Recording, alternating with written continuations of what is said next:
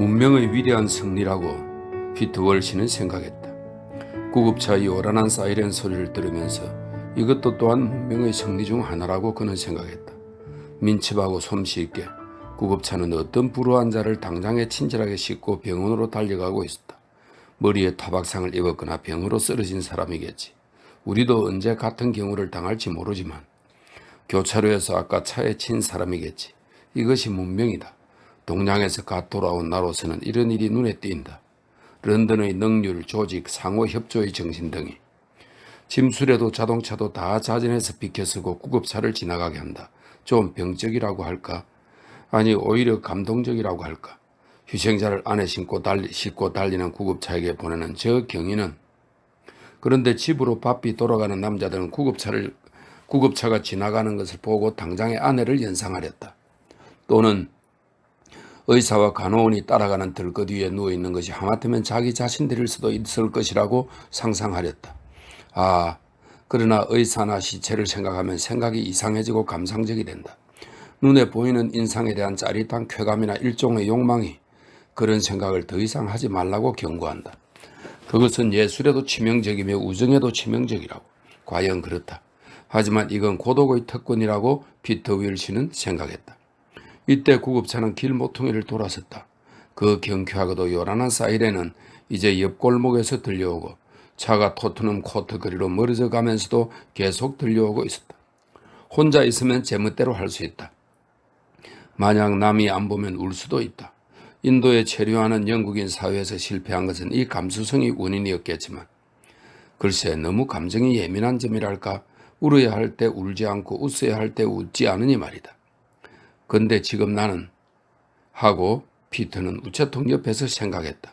눈물 속에 무너질 것 같은 기분이다. 이유는 모른다. 아마 어떤 아름다움에 감동해서인지 모르겠다. 클레리사를 찾아가 본 일로 시작된 오늘 하루의 무게가 더위와 맹렬한 날씨로 더욱 무거워지고 이딴 인상의 한 방울 한 방울이 깊고 컴컴한, 그리고 아무도 알지 못하는 지하실 바닥에 괴어서 나를 피곤하게 했기 때문인지도 모르겠다. 인생에는 완전하고도 침범할 수 없는 비밀이 있기 때문에 나는 인생을 꾸불꾸불한 골목길이나 새길이 잔뜩 있는 미지의 놀라운 정원같이 느끼게 되었다. 사실 이런 순간은 숨이 막힐 것 같았다. 지금 대형 박물관 맞은편 우체통 옆에 서 있는 내게 찾아온 이 순간, 여러 가지 사물들이 하나가 되는 이 순간, 구급차 삶과 죽음 이것들이 하나로 모이는 이 순간, 나는 정말 숨이 막힐 것만 같다. 그는 이러한 감정의 경류에 휩쓸려 높디 높은 지붕 위로 빨리 올라가고 육체만 남아서 하얀 조개 껍데기가 흩어진 해안처럼 무참한 꼴을 하고 있는 것만 같았다. 인도에 체류하는 영국인 사회에서 이런 예민한 점이 거의 파멸의 원인인 것이다. 한 번은 클레리사와 같이 어디선가 버스 2,000칸에 탄 일이 있었다. 그녀는 적어도 외관상으로는 쉽게 마음이 변하는 성미여서 절망에 잠겨 있다가도 금세 기분이 좋아지곤 했다. 그 시절 그녀는 감수성이 넘쳐 흐르고 같이 지내기에 다시 없는 좋은 벗이었다. 클레리사는 버스 윗칸에 앉아서 기묘한 정경임의 이름들, 사람들을 곧잘 찾아냈다. 그들은 같이 곧잘 런던 거리를 쏘다니며 켈리도너 거리 뒷골목 시장에서 찾아낸 물건들을 주머니에 잔뜩 넣어가지고 돌아온 일도 있었다. 그 시절 클레리사는 이론가였다.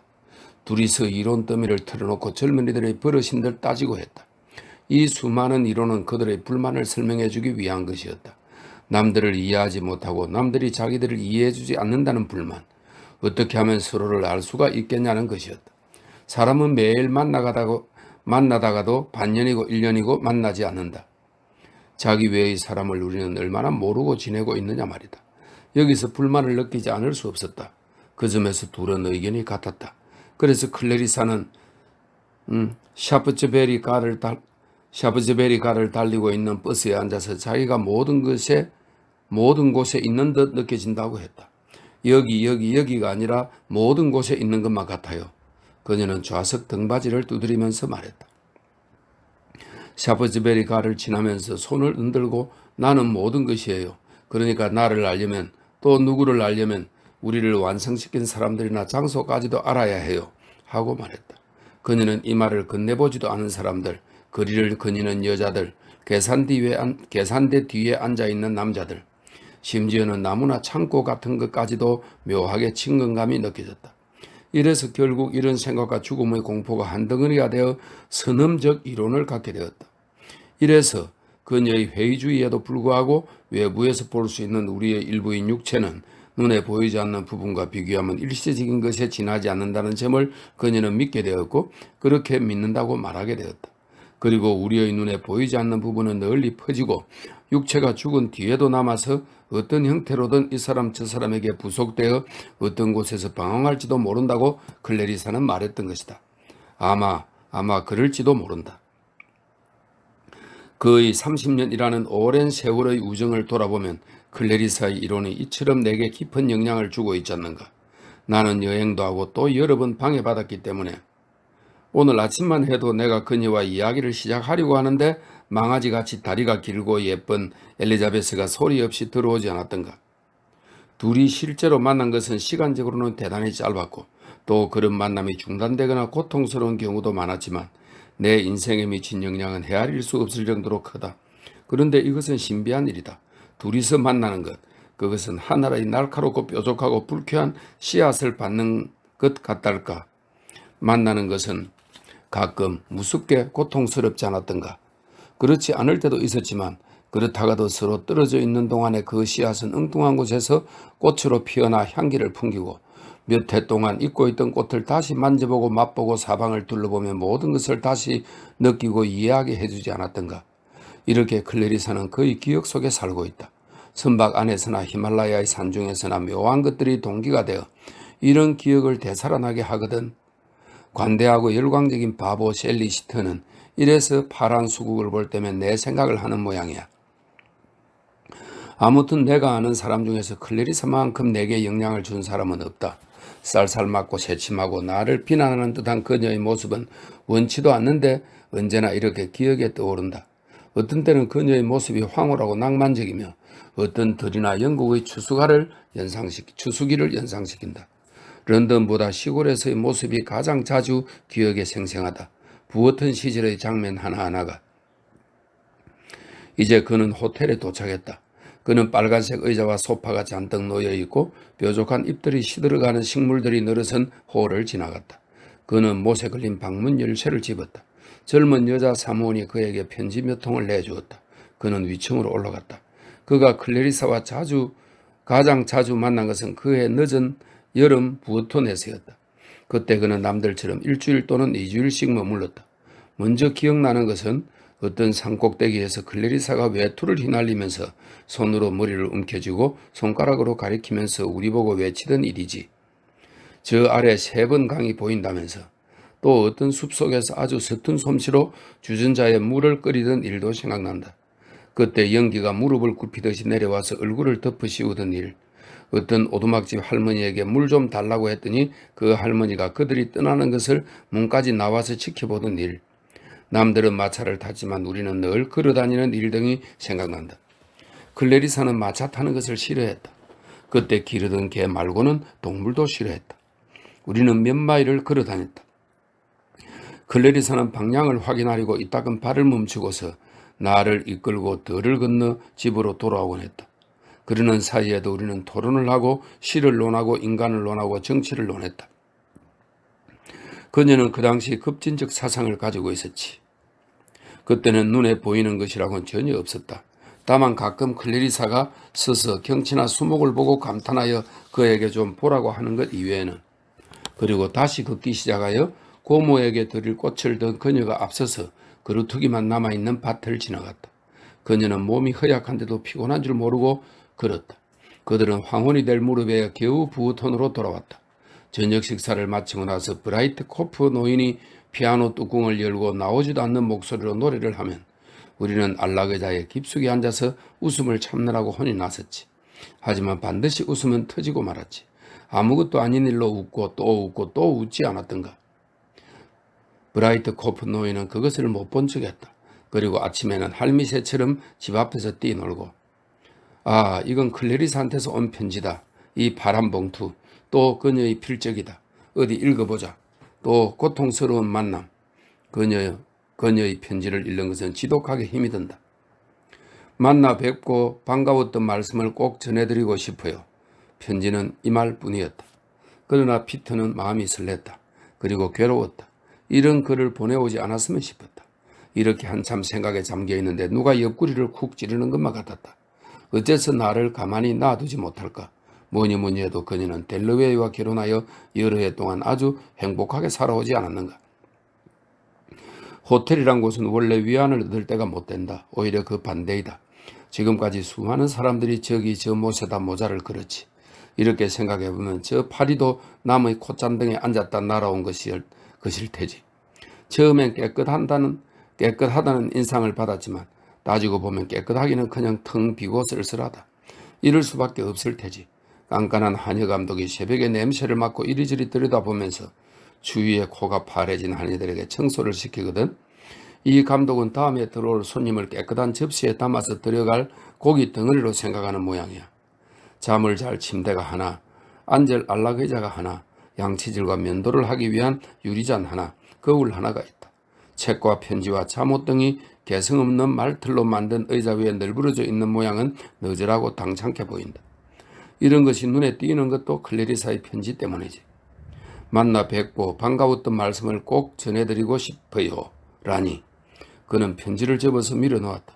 무슨 일이 있어도 다시는 읽지 않을 생각이었다. 이 편지가 6시 전에 내게 닿도록 하기 위해서 클레리사는 내가 떠나자마자 곧 그 자리에서 썼을 테지. 우표를 붙여 사람을 시켜 우체통에 넣게 했을 테지. 사람들 말마따나 그게 그녀답거든. 내가 찾아가서 놀랐을 거야. 여러 가지 느낀 바도 많았겠지. 내 손에 키스할 때는 순간 후회도 하고 나를 원망도 하고 옛날 내가 한 말이 기억났을지도 모른다. 자기가 나와 결혼했다면 얼마나 달라졌을까. 그러나 지금은 요 모양이다. 이미 중년이 되고 이렇다 할 아무것도 없지 않는가. 이렇게 생각했을지도 모른다. 그러나 그 굽힐 줄 모르는 끈기로 기어이 그런 생각을 죄다 눌러버렸을 테지. 그녀는 보기 드물게 질기고 인내심 강하고 장애를 극복해 나가는 생명력이 있거든.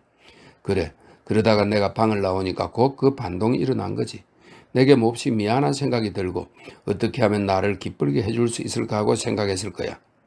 언제나 한 가지만은 제외하고 말이다. 볼에 눈물을 흘리면서 책상으로 달려가 내 마음을 이끄는 저 한 줄을 단숨에 쓰는 모습이 눈에 선하다. 뵙고 반가웠다. 정말 반갑기는 했을 거다. 피터 윌시는 구두끈을 풀었다. 하지만 성공은 하지 못했을 걸. 우리가 결혼을 했더라면 말이다. 결국 결혼하지 않은 것이 훨씬 더 당연하지 않았는가. 이상한 일이지만 이것 또한 사실이었다.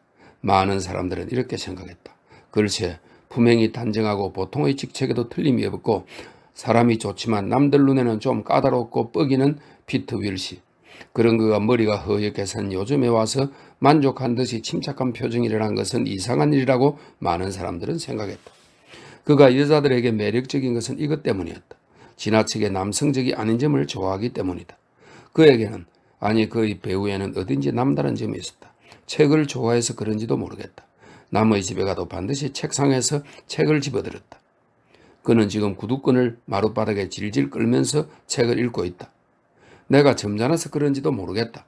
이 사실은 담뱃재를 틀 때나 여자들을 대하는 태도에서 드러난다. 글쎄 아주 철없는 여자도 나를 마음대로 다룰 수 있으니까 재미도 있을 것이고 또는 아주 우습기도 할 게다. 하지만 그건 여자 쪽이 위험을 감수해야 하거든. 글쎄 나는 다루기 쉽고 쾌활하고 점잖아서 상대하기에는 매력적일지 모르지만 그건 정도의 문제이다. 여자가 무슨 말을 하면 안 되지 안 돼 하면 내겐 속이 훤히 들여다 보여. 나는 그런 말을 참을 수 없으니까 안 되는 거야. 그렇지만 남자들끼리 있을 때는 고함도 치고 농담의 옆구리를 움켜쥐고 온몸을 뒤흔들며 웃을 수도 있어. 인도에 있을 때는 요리에 관해서는 이래봬도 어떤가는 감식가였지. 나는 대장부라 말이다. 그러나 남들이 존경에 맞지 않는 그런 남자는 아니거든.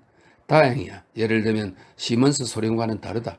전혀 다르다고 데이지도 생각하거든. 아이가 둘이나 있으면서도 그녀는 나와 자기 남편 시먼스를 비교했다. 피터는 구두를 벗었다. 주머니의 것을 털어놓았다. 베란다에서 찍은 데이지의 사진이 주머니 칼과 함께 쏟아져 나왔다. 흰옷을 입은 데이지는 폭스테리어를 무릎에 안고 있었다. 아주 매력적이었다. 그무스름한 피부, 그가 본 중에서는 가장 나은 모습이었다. 따지고 보면 이 여자와의 관계가 클래리사와의 관계보다도 훨씬 더 자연스러웠다. 시끄러운 일도 거북한 일도 없었다.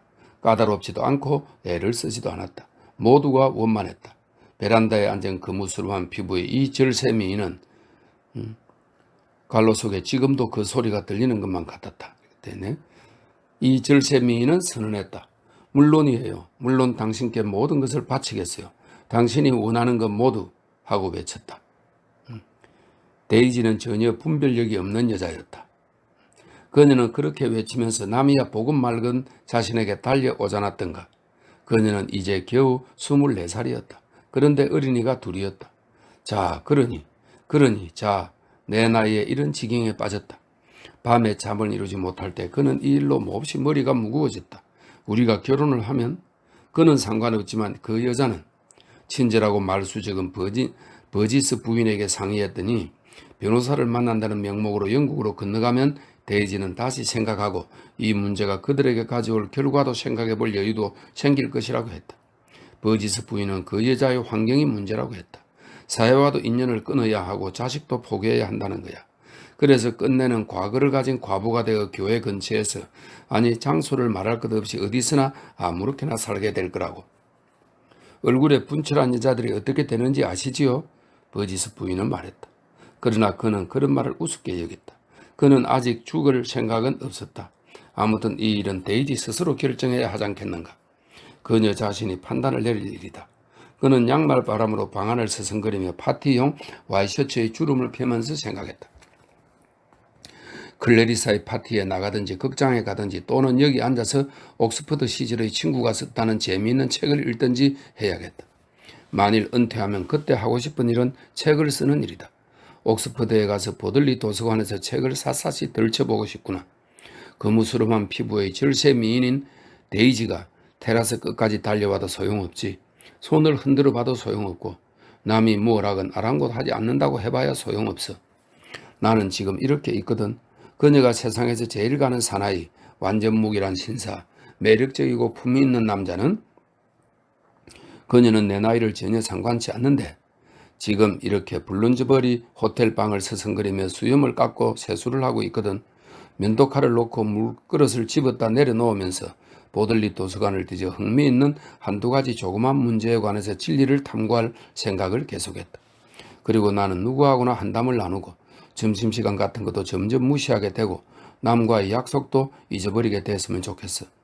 이제는 데이지가 키스를 해달래도 싸움을 걸어와도 선뜻 응하지 않겠다. 그야 진심으로 그녀를 사랑하고는 있지만 글쎄 버지스 부인 말대로 그 여자가 나를 잊어버린다면 또는 우리가 처음 만난 1922년 8월에 존재했던 나만을 기억해 준다면 더욱 행복할 수 있으리라. 마치 황혼의 십자로에 서 있는 내 모습이 이륜마차가 빨리 달려갈수록 점점 작아지고 마침내는 사라지는 것을 바라보면서 뒷좌석에 꽁꽁 묶인 그녀는 헛되이 팔을 뻗어 자기는 무슨 일이고 정말 무슨 일이고 하겠다고 외치는 것 같았다. 남들이 무슨 생각을 하는지 나는 영 알 수가 없다. 생각을 집중시키기가 점점 어려워진다. 일신상의 일의 골몰에서 머리가 복잡하다. 우울한가 하면 금방 쾌활해진다. 여자들에게 의지하고 싶고 정신이 멍하고 마음이 어둡고 수염을 깎으면서 그는 생각했다. 클래리사가 우리 살집 좀 구해주고 데이지에게 친절히 대해주고 사교계에 소개해줄 수 없는지 알 수 없거든. 그렇게만 해준다면 그렇다면 나는 어떻게 하지? 그저 빙빙 맴 돌다가 쏜살같이 내려와서 먹이를 잡아먹는 야생동물처럼 혼자 말하자면 고독을 즐기겠다. 하지만 나만큼 남에게 의지하고 사는 사람도 없다. 이것이 내가 실패한 원인이거든. 글쎄 남자들만의 사회를 버리지도 못하고 고급 장교들과 사귀고 골프를 좋아하고 브릿지 게임을 좋아하거든. 그리고 무엇보다 여성과의 사교를 좋아한다. 미묘한 사교 관계랄지 여성들이 사랑에 있어 성실하고 대담하고 훌륭한 것이랄지 그런 것이 좋거든. 물론 그런 사랑에는 단점도 있지만 내게는 훌륭하기만 하고 인생의 절정에서 피어난 화려한 꽃같이 여겨지거든. 그러면서도 나는 늘 앞뒤를 고려하기 때문에 단호한 행동을 취하지 못하거든. 그래서 말없는 사랑은 이내 실적내고 나는 사랑의 변화를 찾게 되거든. 데이지가 딴 남자를 사랑한다면 나는 노발대발 정말 미칠 듯이 화가 날 거야. 나는 질투가 심하니까. 천성이 어쩔 수 없이 질투가 심하니 말이다. 그래서 욕만 보거든. 그런데 내 칼은 어디 있지? 시계는, 도장은, 지갑은. 다시 읽어보진 않겠지만 생각해 보기에는 나쁘지 않은 클레리사의 편지는, 그리고 데이지의 사진은. 그럼 저녁 먹으러 가자. 사람들은 식사를 하고 있었다. 화분들이 둘러있는 작은 테이블에는 정장을 한 사람도 있고 하지 않은 사람도 있었다. 숄이나 핸드백을 곁에 놓고 태연한 척 하고 있었다. 이렇게 여러 가지 요리가 나오는 만찬에 익숙지 못한 탓이었다. 그러나 그들은 자신만만하게 보였다. 이 만찬에 돈을 낼 수 있기 때문이었다. 또한 필요해 보이기도 했다. 종일 런던에서 물건을 사러 또는 구경을 하러 다녔기 때문이라. 이들은 호기심을 감추려고 하지도 않았다. 불태 안경을 쓴 말쑥한 신사가 들어오자 일제히 돌아다 보았다. 그들은 친절해 보였다. 기차 시간표를 빌려준다든가 필요한 정보를 가르쳐준다든가 하는 사소한 친절을 기꺼이 베풀어 줄 것 같았다. 그리고 이들의 마음속에는 약동하는 하나의 욕망이 의식 밑에 잠재하여 자신들을 끌어당기는 욕망이 존재하고 있었다. 이들은 은밀히 곁눈질하고 거북하게 이야기를 멈추고 있다가 갑자기 가족들끼리 이야기에 골몰했다. 이런 사람들이 앉아서 저녁 식사를 하고 있을 때 피터 윌시가 들어와서 커튼 옆의 테이블에 앉았다. 그가 무슨 말을 한 것은 아니었다. 혼자 왔기 때문에 이야기하려면 웨이트밖에 없으니 말이다. 그런데도 그가 사람들의 존경을 산 것은 그가 메뉴를 훑어보고 특정한 포도주를 손으로 가리키며 테이블로 다가와 앉아서 허둥대지 않고 정중하게 먹기 시작한 그의 태도 때문이었다. 배를 주시오. 식사를 하고 나서 그가 말했을 때 이때까지 마음속에 갇혀있던 존경심은 모리스 일가가 앉아있는 테이블에서 확 타올랐다. 월시 씨가 왜 나지막하지만 명확하게 정당한 권리를 옹호하는 훈련주의자 같은 태도로 말한 것인지 찰스 모리스 청년도, 찰스 노인도, 넬리안 양도, 모리스 부인도 알 수는 없었다. 그러나 그가 혼자 테이블에 앉아서 배를 달라고 했을 때 모리스가의 사람들은 이 신사의 어떤 합법적 요구에 대하여 자신들의 지지를 보내며 자기들도 곧 응낙할 수 있는 어떤 사상의 옹호자인 듯 싶었다. 그래서 이들의 공명하는 눈은 이 신사의 눈과 마주쳤고 몇 마디 말을 주고받게 되었다. 대단한 것은 아니었다. 그저 런던에 사람이 많다는 이야기, 런던이 지난 30년 동안 변했다는 이야기, 모리스 씨는 리버풀이 더 좋다, 모리스 부인이 웨스트민스터 꽃 전시회에 갔었다는 이야기, 모리스 일가가 황태자를 만난 이야기 등이었다. 그렇지만 이만한 가족은 아무데서도 보기 드물다. 절대로 없지. 피터 윌시는 생각했다. 가족 사이의 친밀함도 흠잡을 데 없고 상류계급이 어떻건 관심도 없이 좋을 대로 살아가고 있다. 엘레이는 가사를 배우는 중이었고 아들은 리드 대학에서 장학금으로 공부하고 부인은 집에 애들이 셋 더 있다고 했다.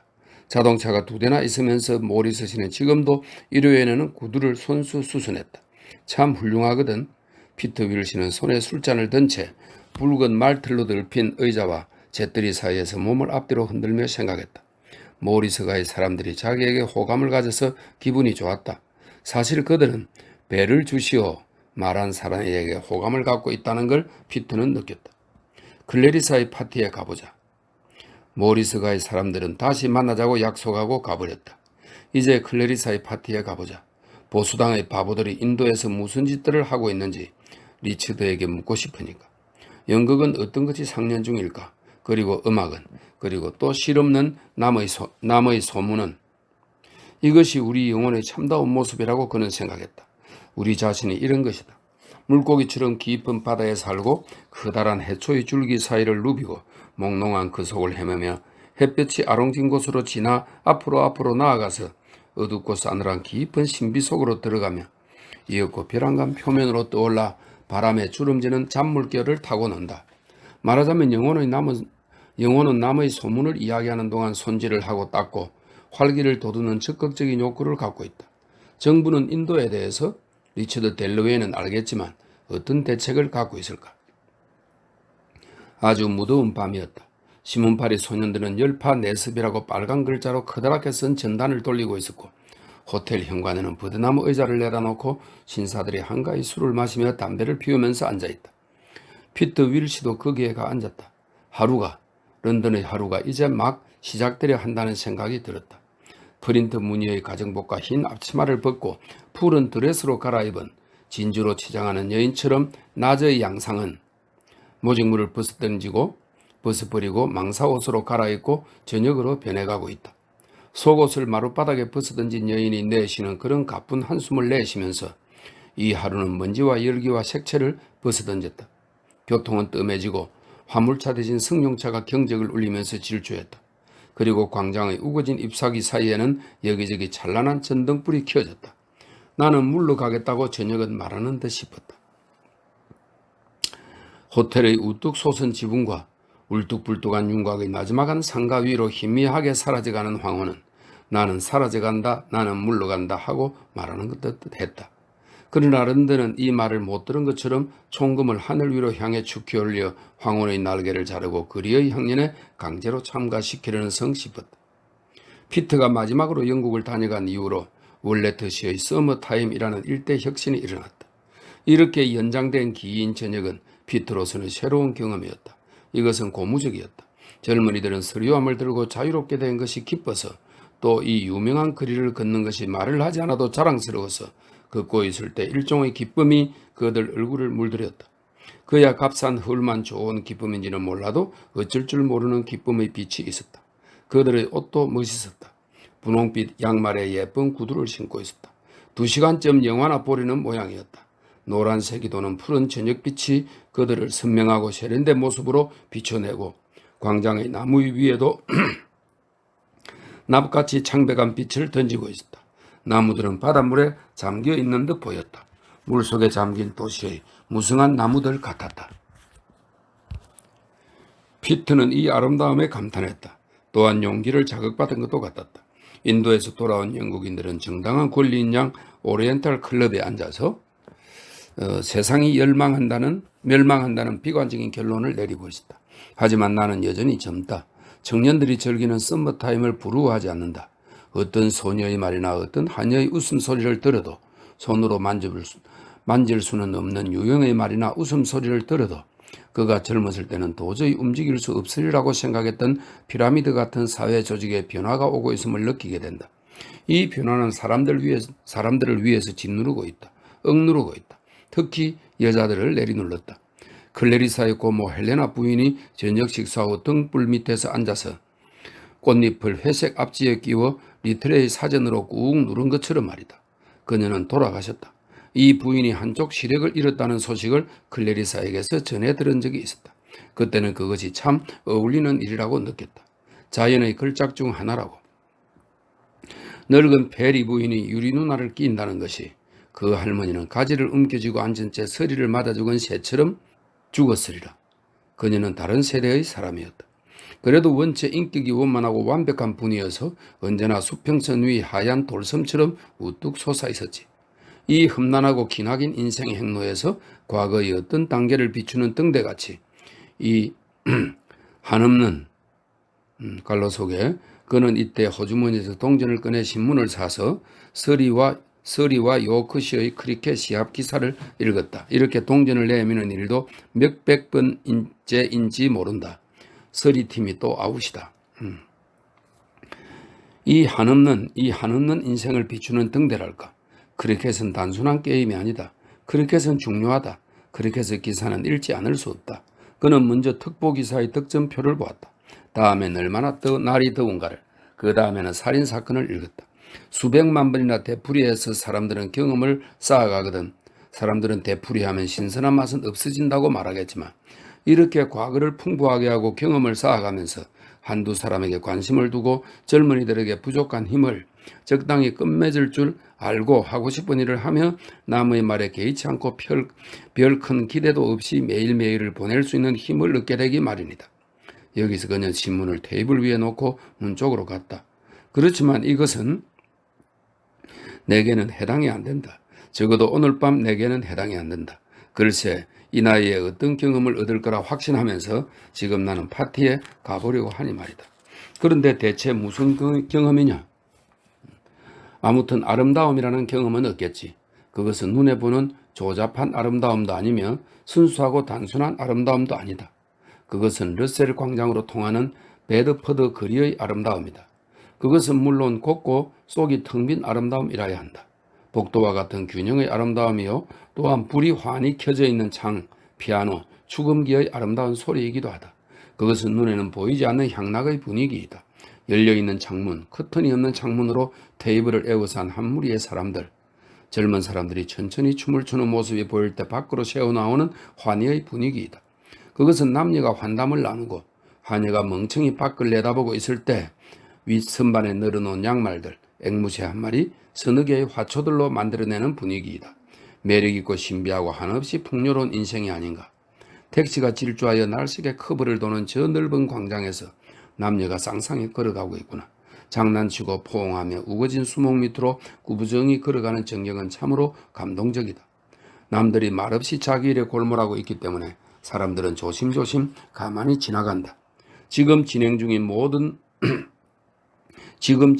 무슨 신성한 예식을 방해하면 불경한 짓이라도 되는 듯이 재미있다. 자, 그럼 저 번쩍번쩍 빛나는 햇빛 속으로 나가볼까? 그의 가벼운 외투가 바람에 나부꼈다. 그의 걸음은 말로 표현하기 어려운 독특한 걸음이었다. 몸은 다소 앞으로 구부정하고 뒷짐을 지고 눈은 여전히 매를 닮아 반짝이면서 그는 가볍게 걷고 있었다. 웨스트민스터를 향해 런던 거리를 구경하면서 걸었다. 근데 오늘 저녁은 사람들이 다 밖에서 식사를 하나? 저 집에서는 머리에 보랏빛 타조 키트를 3개 꽂고 쇠장식이 달린 구두를 신은 귀부인이 하인이 열고 서 있는 문에서 큰 걸음으로 걸어 나오고 있군. 또 문이 열리고 밝은 꽃무늬가 있는 쇼를 미라처럼 두른 귀부인이 나오는군. 개중에는 모자를 안 쓴 부인들도 있군. 작은 앞들에 회벽 칠한 기둥에 서 있는 저 고급 주택에서는 날씬한 옷차림에 머리에 빗을 꽂은 부인네들이 나오고들 있군. 남자들은 외투를 펄럭이면서 기다리고 있고 자동차는 시동을 걸고 있군. 모두 외출을 하는구나. 이렇게 문이 열리고 사람들이 청계를 내려오고 자동차가 떠나고 하는 것이 마치 런던 전체가 물결에 흔들리며 창가에 메어놓은 작은 보트에 타고 떠나는 것만 같았다. 마치 온 시내가 사육지에 가려고 보트를 타고 떠내려가는 것만 같았다. 화이트홀 일대는 스케이트장처럼 은빛으로 빛나고 거미같이 보이는 사람들은 음반 위를 미끄러져 가는 것만 같았다. 아크 등불에 몰려드는 하루살이들 같았다. 하도 더워서 사람들은 여기저기 모여 이야기를 하고 있었다. 이곳 웨스트민스터 구에는 아마 은퇴한 판사인 듯한 어떤 노인이 흰옷을 입고 문간에 주저앉아 있었다. 아마 인도에서 근무하던 관리인지도 모른다. 그리고 여기에는 술에 취한 여자들의 싸움판이 벌어지고 있었다. 또 저기에는 순경이 혼자 서 있을 뿐 안개 쌓인 집들이 몽롱하게 보였다. 높다란 집, 원형지붕의 집, 교회당, 국회의사당 등이 보이고 강에 떠있는 기선으로부터 기적 소리가 들려오고 우렁우렁 울리는 고함 소리가 안개 속으로 들려왔다. 그런데 여기는 클레리사의 집으로 통하는 거리가 아닌가. 여기는 그녀의 거리이다. 택시들이 급히 달려와서 길 모퉁이를 돌았다. 마치 다리의 기둥을 맴도는 물길처럼. 한데 모여서 삥 돌아가는 택시들은 피터에게 그녀의 파티, 클레리사의 파티로 가는 사람들을 싣고 가는 듯 여겨졌다. 이제 그는 눈에 비치는 인상들의 싸늘한 흐름을 걷잡을 수가 없었다. 마치 눈은 하나의 잔처럼 시각적인 인상들은 거기에 넘치고 그 나머지는 의식에 붙어있지도 못하고 잔 밖으로 흘러 넘치는 것만 같았다. 이제 두뇌의 작용을 일으켜 깨워야 했다. 이 집, 전등불이 켜지고 문이 열려있는 이 집에 들었을 때 몸을 가다듬어야겠다. 자동차들이 서고 화려한 여인들이 내리고 있구나. 영혼의 인내력을 복돋아야겠다고 생각하며 피터는 주머니에 칼의 커다란 칼날을 펴었다.